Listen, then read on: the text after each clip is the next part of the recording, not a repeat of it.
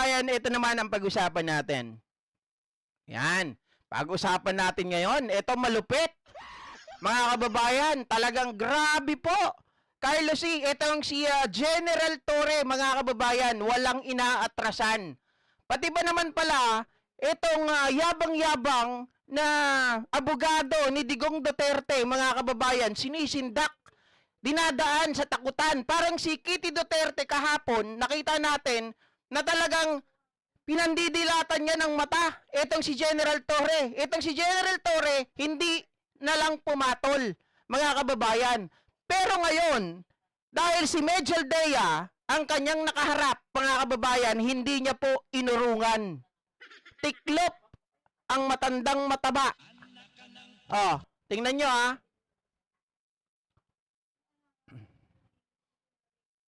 Teka lang. Uy.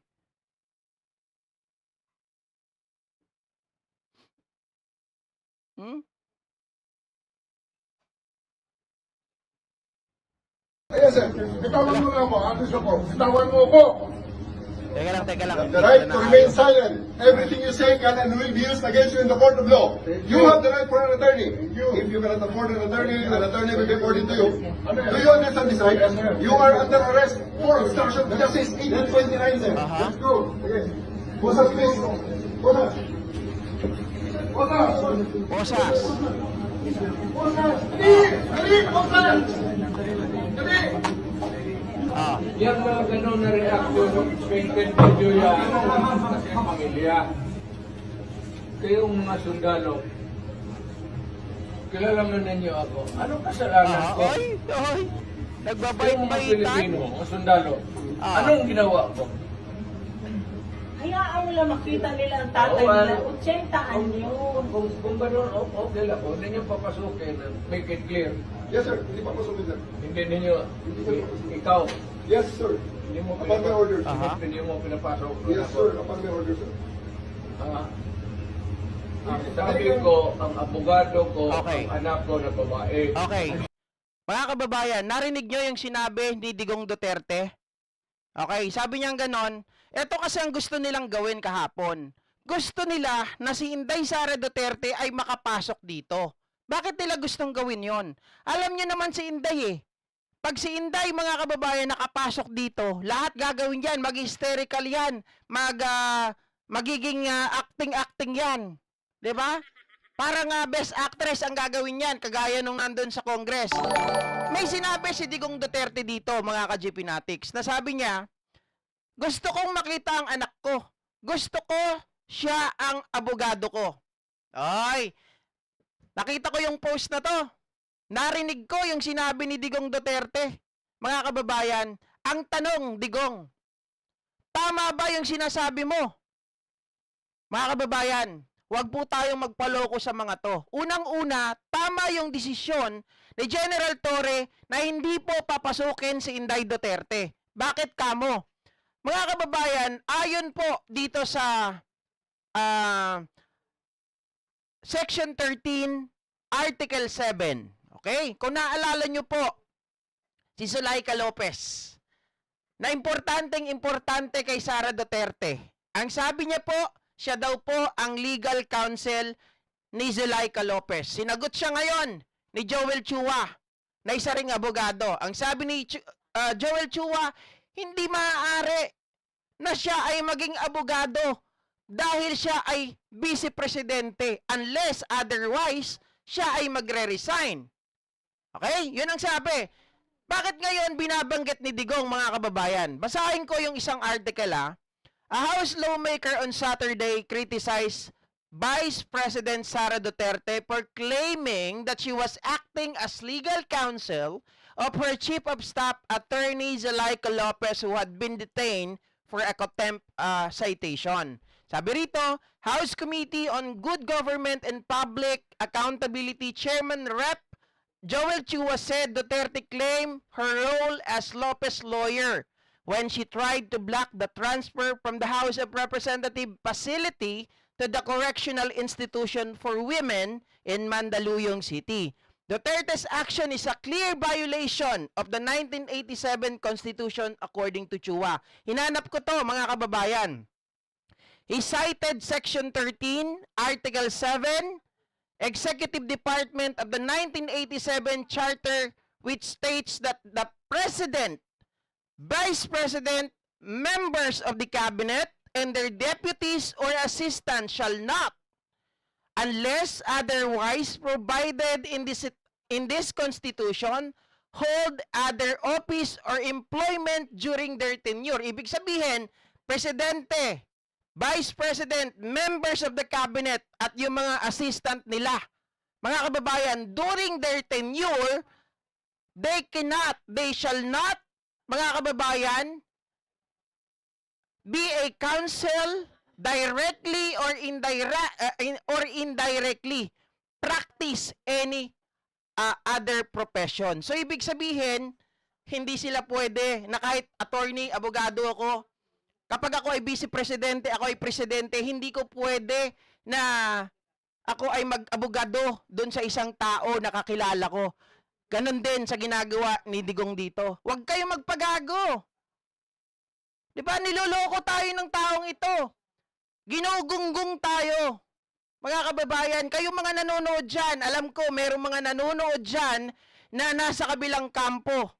Pero ito ang gusto ko, kaya hindi ko kayo inaalis. Kaya hindi ko kayo tinatanggal dito sa live. Kasi gusto ko matuto kayo. Tandaan nyo po, mga kababayan, ang President, Vice President, members of the Cabinet, kapag sila po ay nakaupo, incumbent, ibig sabihin, hindi sila pwede, kahit sila pa po ay abogado in nature, kaya lang kapag sila po ay nag-hold ng office, incumbent ka, sabi ko kanina, hindi po sila pwedeng mag-abogado doon sa mga taong kakilala nila. Okay? Unless, mga kababayan, mag-resign itong sila Sara Duterte sa pagiging Vice President, then therefore, pwede na siya ngayon na maging abogado ng kanyang tatay. Okay? Maliwanag yan, ha? Oh, wag tayong paluloko. Bakit mo naman i-deny ang abogado ko, ang abogado ko, yung anak ko na babae? Di ba pinagpipilitan niya, bakit mo i-deny ang abogado ko, yung anak kong babae? Hindi naman pwedeng si Kitty Duterte yun, nasa loob na. Of course, si Sara yun kasi nire-request nila na pumasok si VP Sara sa loob. Oh. Bakit ninyo i-deny? Pwede dyan. Teka, Lobster, ganun kaya kalaki ang iyong utak? Ano galing gumawa ng istorya? Eto, aliwaliwanag na si Digong gusto niyang papasukin si Inday Duterte. Sabi niya, siya daw ang abogado niya. Paano niya gagawin yun? Sabi ninyo, saligang batas. Punta tayo sa saligang batas. Eh di ba nakasulat sa saligang batas? Article, mga kababayan, Section 13, Article 7. Kapag ikaw ay during your tenure, they shall not directly or indirectly practice any profession. Kahit lawyer pa yan. O, yun ba ang gawa ng istorya o sadyang angat ka? Di ba? Mga kababayan, kasi kayo, yung mga DDS dyan, sa bagay, hindi na ako nagtataka. Ang requirements ng pagiging DDS, tanga at bobo. Hindi nyo man lang, mga kababayan, pag narinig nyo dito, dapat magkaroon kayo ng initiative. Tama ba yun? Yun narinig ko. Dapat magkaroon tayo ng initiative. Tingnan natin, tama ba yung sinasabi ng taong ito? Mga kababayan, mali. Kaya kayo napupunta sa mali, kasi mali ang pinakikinggan ninyo.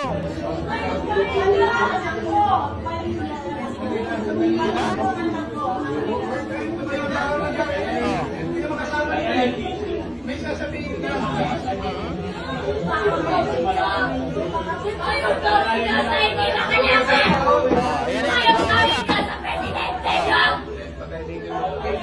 Sige.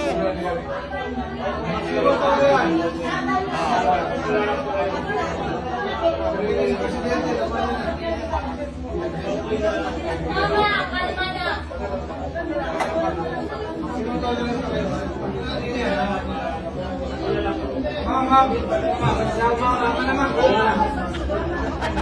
Yung responsibility for yung mga ganun na reaction expected video yan kasi pamilya.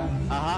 Tama naman si Digong doon. Kakampihan ko naman siya. Yung reaction ng kanyang anak doon, mga kababayan, yan ay reaction ng pagiging isang anak. Whether yung tatay mo masama or mabuti, reaction yon. Pero, ang mali doon, yung mumurahin mo yung opisyal, tapos mga kababayan, sisindakin ninyo na akala nyo kayo pa rin yung nasa pwesto, mali yun.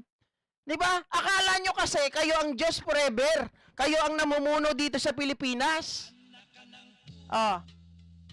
Sabi ni Charito Sembrona, tama ka boss, ganyan. Gaya ni Attorney Claire, hindi siya pwede mag-practice lawyer ngayon kasi nasa cabinet member siya. Tama po yon, mga kababayan. Natumbok nyo. So si Claire Castro, kung may kukuha sa kanya na gagawin siyang abogado, hindi niya po pwedeng gawin yon unless siya po ay magre-resign. 'Di ba? O, kaya kung gusto nyong kunin si Attorney Claire Castro ngayon, hindi po pwede. Oh. Sabi niya, Jess Dueñas, huwag na mag-aasalari. At Reyna, wala na kayo sa poder, wala na kayong power. Meron naman, kili-kili. Kili-kili power. Sabi ni Edward Passion, ka-GP, naglaing ka talaga. Bayam dagita kontra awan utak da. Hindi, mga kababayan, hindi naman po ako magaling. Mas magaling sa atin. Kaya lang talaga, mas matyaga lang ako ng konti dun sa mas magagaling sa akin. Sundalo, kasi kayo kumahuli, ganun ang pamilya ng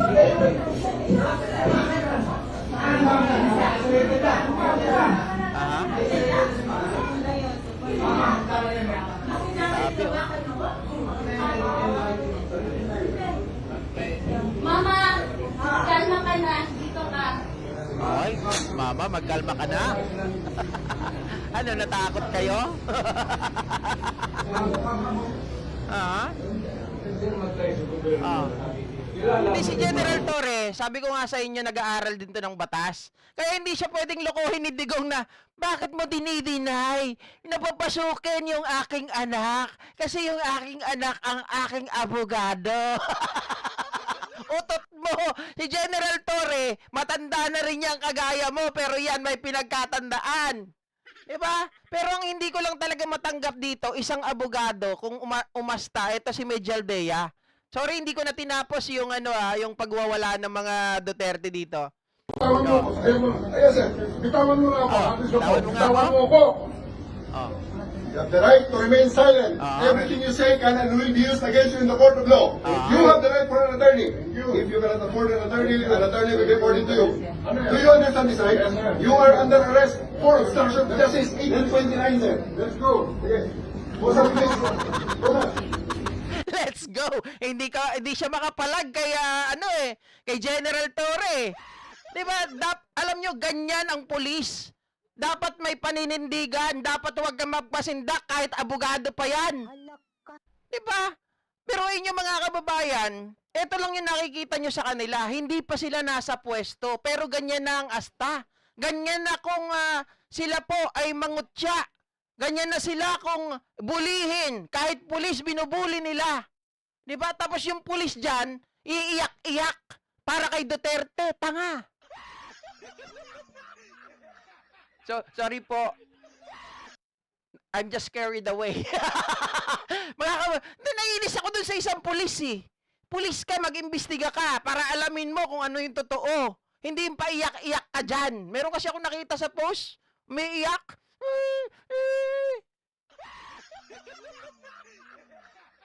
Parang ayaw niyang tanggapin na si Tatay Digong niya hinuhuli. Sabi ni Emerita Nogueras, kung nandiyan si Sara, di mas lalong madami drama. Kaya nga po Diba? Mabuti na lang si General Torre, nag-iisip. Sabi niya siguro, uy, wag mo nga akong gagawin, Tandang Digong. Sabihin mo, yung anak mo, abogado mo. hindi pwede yun. Siya ang incumbent vice president. So dapat, kung gusto mong maging abogado siya, mag-resign muna siya. Di ba? Sabi dito, ni Shaco mas maigi nga payagan si Sara maging abogada siya para hindi nga po pwede. nasa saligang batas, nakalagay doon, mga kababayan, Section 13, Article 7, na kapag ikaw, during your tenure or during your incumbency, directly or indirectly, mga kababayan, you shall not practice. You are not allowed to practice any other profession.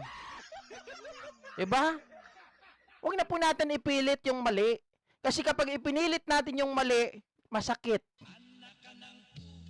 Pag ipinilit po natin yung mali, hindi po nyo maitatama yan kaagad-agad. Ayaw-yaw ba ako ng yaw-yaw? Sorry, Bunso, may tumatawag anak ko from US, kinig lang ako. Okay po, tita, walang problema, di ba? Ron Escares, mag-resign na para abogado na siya ni Digong. Correct! Di ba? Kung gusto niya palang mag-abogado, mag-resign na siya. Sabi nga ni Gadon kung gusto mo mag-abogado, o kung gusto mo na ikaw ay makatakbo sa 2028, mag-resign ka na! Eto naman.